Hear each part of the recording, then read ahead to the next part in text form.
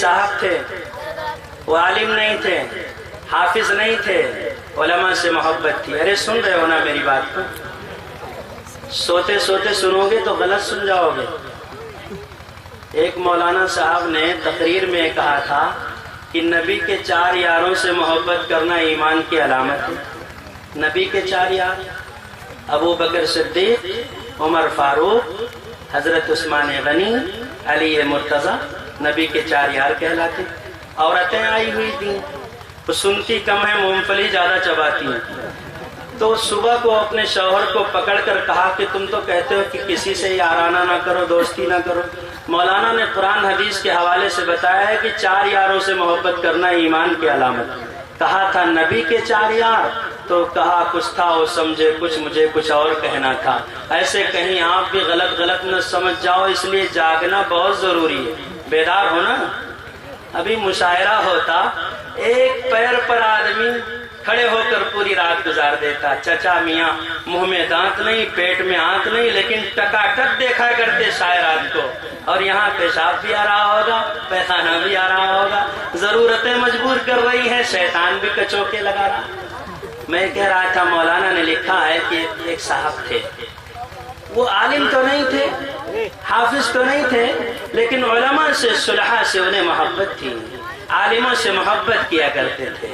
جب کوئی عالم جاتا تھا جیسے دیکھتے تھے تو دل بچھا دیتے تھے، خندہ پیشانی کے ساتھ اس سے ملا کرتے تھے۔ جب کسی حافظ قرآن کو دیکھتے تھے تو اپنی چادر کو بچھا دیا کرتے تھے، حافظ قرآن کے احترام میں اپنی چادر کو بچھا دیا کرتے تھے۔ گھر میں کوئی آتا تھا حافظ قرآن، عالم دین، تو خندہ پیشانی کے ساتھ ملتے، اس کو بٹھاتے اپنے گھر میں، اس کے لیے چائے پانی کا انتظام کیا کرتے تھے۔ مولانا کہتے ہیں کہ حاجی صاحب بہت ہی علماء سے محبت کرنے والے تھے، عالم تو نہیں تھے لیکن علماء سے محبت، احترام اور اکرام کا معاملہ تھا۔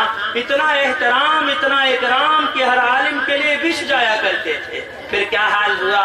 کہہ رہے ہیں کہ اللہ تبارک و تعالیٰ نے اتنا نوازا کہ وہ تو خود عالم نہیں تھے، خود حافظ قرآن نہیں تھے، لیکن ان کی زندگی میں محض علماء کی خدمت، علماء سے محبت کرنے کے نتیجے میں ان کا بیٹا بھی حافظ قرآن، ان کی بیٹی بھی حافظ قرآن، ان کے پوتے بھی حافظ قرآن، ان کی پوتیاں بھی حافظ قرآن، نواسے بھی حافظ قرآن، نواسیاں بھی حافظ قرآن۔ ایک کمال تھا، علماء سے ان کی محبت کی وجہ سے اللہ رب العزت نے، حافظوں سے ان کی محبت کی وجہ سے اللہ رب العزت نے اس زمین پر نواز کر کے دنیا والوں کو دکھایا، قرآن سے رشتہ مضبوط کرنے والا کبھی محروم نہیں رہتا۔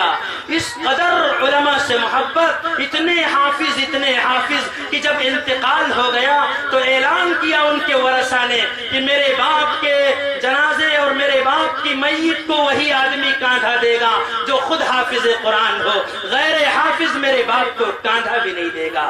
حافظ قرآن نے جنازہ اٹھایا اور اس کے بعد لے کر گئے، قبر میں دفن کیا، اور جب دفن کر کے واپس ہوئے تو دیکھا کہ 10 قرآن کریم میت کے لیے ایصال ثواب کے طور پر لوگوں نے پڑھ لیا۔ جنازہ اٹھانے سے لے کر میت کو دفن کرنے تک ان کے خاندان میں 27 حافظ تھے، انہوں نے 10 قرآن کریم کی تلاوت کی۔ میرے بھائیوں، اگر ہمیں بھی، ہم حافظ نہیں ہوئے محروم رہے، عالم نہیں ہوئے محروم رہے، کوئی بات نہیں، لیکن کم سے کم اگر ایسا